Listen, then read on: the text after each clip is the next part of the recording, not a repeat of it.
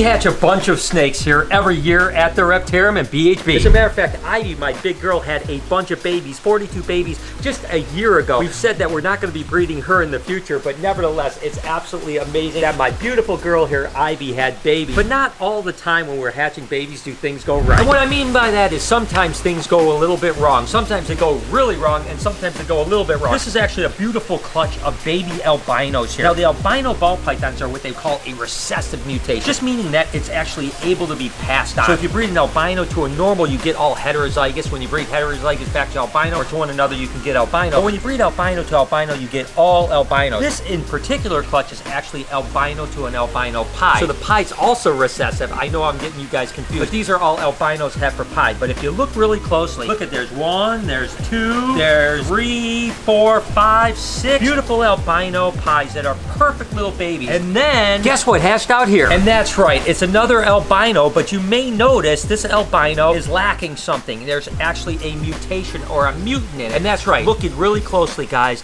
this one doesn't have any eyes. You guys may remember when we hatched out Helen, the no-eyed ball python, about 2.5 years ago. And it really has become an amazing animal ambassador here at the Reptarium. Sure, it's missing eyes and it is a defect, there's no doubt about it. It did take us a while to get her to eat on her own, but once she started eating on her own, she's thriving. You can see she's almost an adult right now. The thing that I think is amazing about Helen is the fact that it's really kind of that bridge animal to get people to hold animals. For whatever reason, number one, Helen isn't that big. Number two, she doesn't have eyes, so kids feel a little bit more comfortable with her for 2 reasons. Number one, because of her size and that she's so docile. But number two, for some reason, when people think that the snake isn't looking at them, they're thinking, oh, it may not strike at me. Not to mention, some people do feel a little bit sorry for her as well. So there's just a soft spot in the heart for a lot of people here. And I can't tell you how many people's first snake they've ever held in their entire life was Helen. And of course, you guys know that we're opening across the street, and Helen, of course, is going to be across the street. Will this new baby be a replacement for Helen over here at the old Reptarium?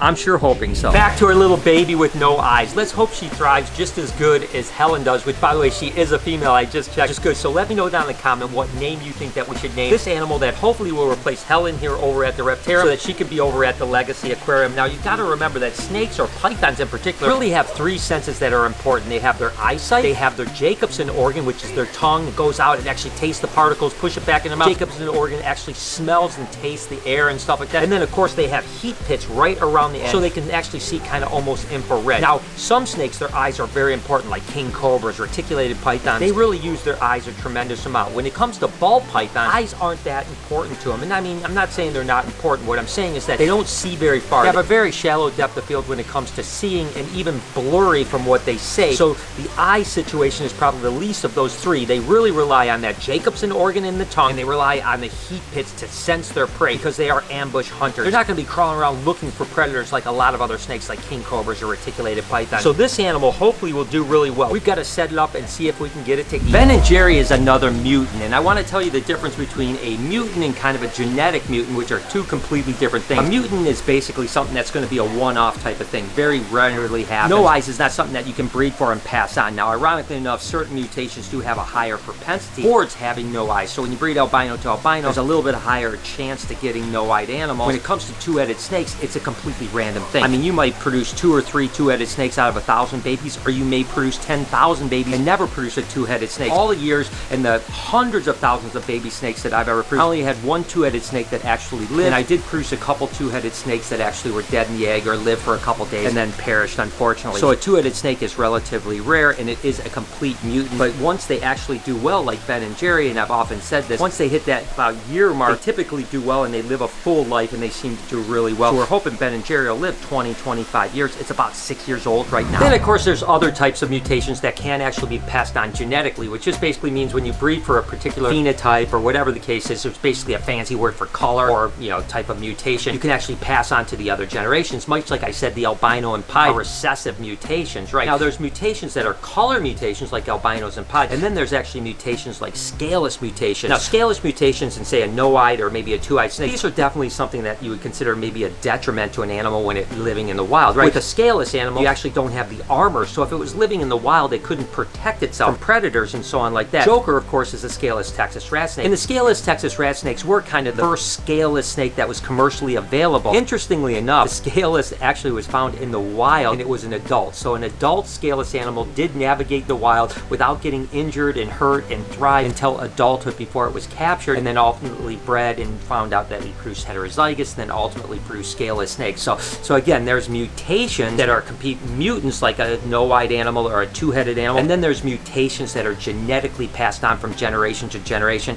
like the scaleless snakes. A few days ago it was my birthday, and today a birthday gift showed up, a little belated birthday gift. What do you say we unbox it? It's always great to get a surprise shipment of reptiles. So I had a shipment show up this morning, have no idea what's in this box, don't know anything about it, and let's go ahead and open up and see what it is. And, you know, historically I would say probably sending someone reptiles that doesn't know probably isn't the best of ideas, but with us we can set things up. We have obviously lots of room, we have lots of cages, we have lots of stuff, and this is actually a get well card soon. It says, a friendly little wealth, straight to you from me, brighter days are coming, just you wait and see. Richard and I have been keeping you in our prayers and will continue. I hope you enjoy Mateo and Rosa, always Maria. So thank you, Maria. They also sent me this. I don't know what this is. This is another card. This is what Lindsay sent. I hope your birthday was amazing. I appreciate all your help and friendship over the years. Love, Lindsay. So, okay, what do we have here inside? Ooh, it's packed very nicely.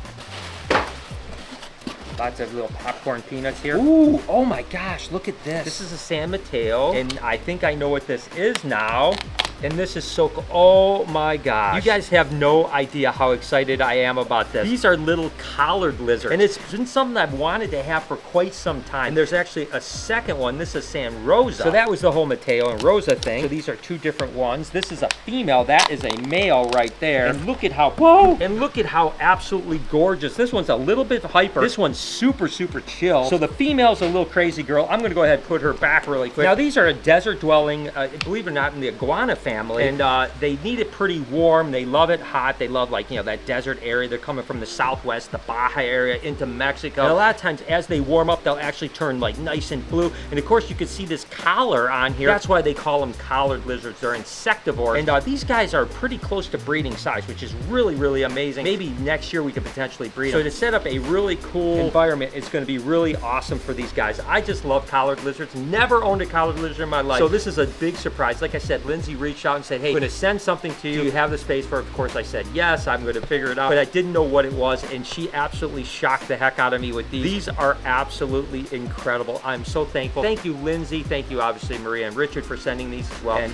wow, I tell you what, this is amazing. Another beautiful addition to the Reptarium. And Jessica went ahead and set up a pretty cool makeshift little terrarium for these guys that they're going to stay in until we actually get done with the aquarium, and they can go into their forever home. And like I said, collared lizards are so cool. Look at how cool this little guy is right here. I mean, just so chill. Again, got that kind of blue coloration in them that makes them absolutely beautiful. And I can feel it's absolutely warm too, because these guys do like a hot spot that's very hot. So again, much like a bearded dragon or a Uromastic, something like that, 100-degree plus temperatures on the hot spot can actually be pretty good for them. But you want a cool side of the cage as well. So over here, you've got this hot spot over here. You can see we have a piece of slate right here that the heat is actually baking down on. That way they can go up there and they can not only get the temperature from the heat from above, but they can actually lay and get belly heat as well. But then they can run over here and actually get into the cool side of the cage. Now these guys are insectivores, so they're going to eat stuff like roaches, you know, super worms, wax worms, you know, as a treat, not as a staple by any means. Of course, roaches, you know, little roaches and stuff like that. But look at how cool they are. I mean, just a really amazing lizard. Something I've wanted my whole life. I've always loved collared lizards, and I'm so happy that I finally have. So thank you, Lindsay, for sending them to me. They're absolutely incredible. I know a lot of people have been asking me about Jimmy and saying, like, how's Jimmy doing? You haven't seen Jimmy, the albino Chinese beauty snake, in a while. Well, Jimmy is doing pretty good, and he seems to be in a pretty good mood today. Let's hope he doesn't bite me. I'm starting to get a little bit of the goosebumps knowing that there's a potential bite coming, but he seems to be pretty good. And this, again, is a mutation, right? It's a Chinese beauty snake, which obviously comes from China, obviously. But whoa, wait a second here. Decided to get off on the other side of the bed now. But he's also an albino, right? An albino, again, is another mutation that's a recessive mutation. And that's how we get all these really cool color phases when it gets to snakes. It's just kind of layering different things. This is just a single gene or a single phenotype of an albino. But you can see Jimmy is definitely not happy. I don't know why this snake is